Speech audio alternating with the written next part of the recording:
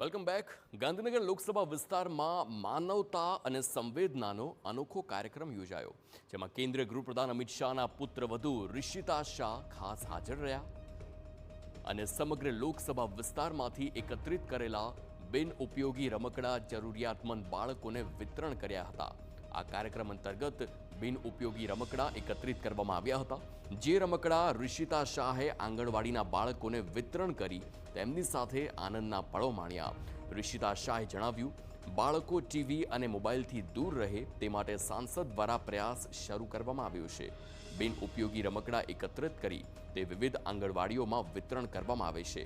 માત્ર બાળકો જ નહીં, પરંતુ સગર્ભા મહિલાઓની ચિંતા પણ આ પહેલનો જ ભાગ છે.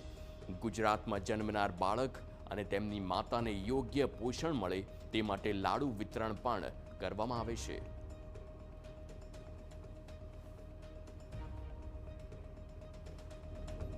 જેનાથી બાળકો ટીવી અને મોબાઈલના વળગણથી દૂર રહેશે એવો એમનો પ્રયાસ છે.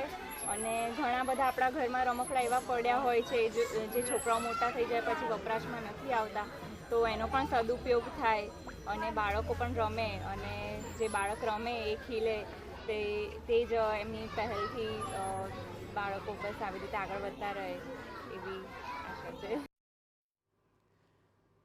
તો આ પ્રકારની પહેલ કરવામાં આવી છે ગાંધીનગર લોકસભા વિસ્તારમાં અને ખૂબ જ આવકારદાયક પહેલ છે કે બિનઉપયોગી રમકડા હોય, સાથે જ સગર્ભા માતાઓ માટે લાડુનું વિતરણ કરવામાં આવ્યું.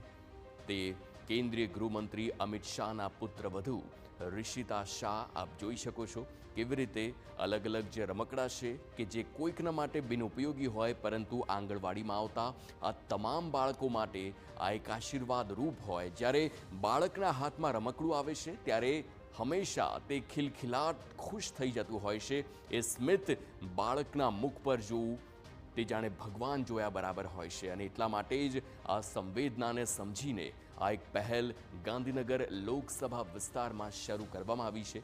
કેન્દ્રીય ગૃહમંત્રી અમિત શાહના પુત્રવધુ ઋષિતા શાહની આ પહેલ